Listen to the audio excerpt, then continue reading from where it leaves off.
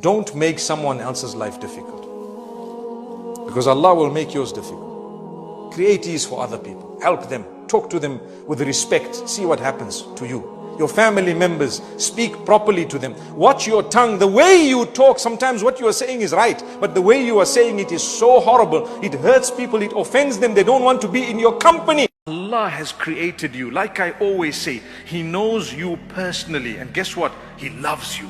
Don't let anyone tell you otherwise. He knows you are coming. He knows your heart. He knows your soul. He knows that you have that faith, that kindness within you, the softness of the soul. He knows your struggles. People are quick to judge. They don't know what you've been through in your life. They don't know the type of trauma you might have faced. They don't know what you may have faced when you were little in terms of abuse or whatever else it may have been. Allah knows. Leave them. When you pray for someone, the first bonus that you receive, the angels begin to say, oh Allah, grant this person better than what they're asking for that person. Wow, subhanallah. So I say, oh Allah, bless that man. The angels are saying, oh Allah, give him too, give her too. And when the angels pray for you, tell me, which prayer is better, yours or the angels? It's quite simple. So if you really want the angels to pray for you, keep praying for other people. Remember one thing that is very important. Allah sent you in this world to test you, that's all. There's no other mission for you. You will come in the world, you are tested and you leave.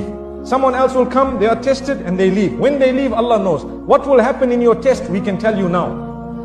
The reason why we are so unhappy is because we have turned away from Allah. At times it can happen. And that's why you find people find a lot of comfort when they've reverted to Islam. They find joy, yet they had all the freedoms of doing whatever they wished and willed before that. They tattooed themselves, they went to the clubs, they went to the pubs, they had alcohol, intoxicants, they didn't even have a term known as adultery or fornication. They did what they wanted, when they wanted, how they wanted, with who they wanted, and they had all the money on earth. They ate what they wanted, when they wanted, how they wanted, where they wanted, and they were not happy. There was no deep contentment in their lives. Allah says, discipline yourself. Start following the rules of the Almighty who made you. You find solutions to all of this.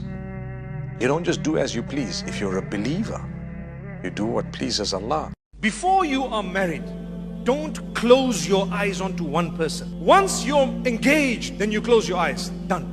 Maybe Allah doesn't want you to marry the person because they are bad, horrible. Or maybe Allah doesn't want it because something might go wrong with the children the couple will have and you don't know. I'm not saying don't try. You try. You speak to your parents. You convince them. You can even change your wilaya if you want. You know what that means? This is my wali. He's my father. I will go to the panel of scholars and tell them my father is blocking my marriage without any reason. So I want to marry without my dad.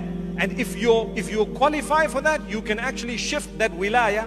To a wali will be someone else. Who will it be? That panel of scholars in an Islamic country, you'd have the qadi or someone who would represent you as a wali. So the person becomes a wali of yours. So you need to be careful, because sometimes if you do that and you know that the person you want to marry is not standing on their own 2 feet in terms of, finances and so on, you might have to come back to your family one day and they might not want you at that stage.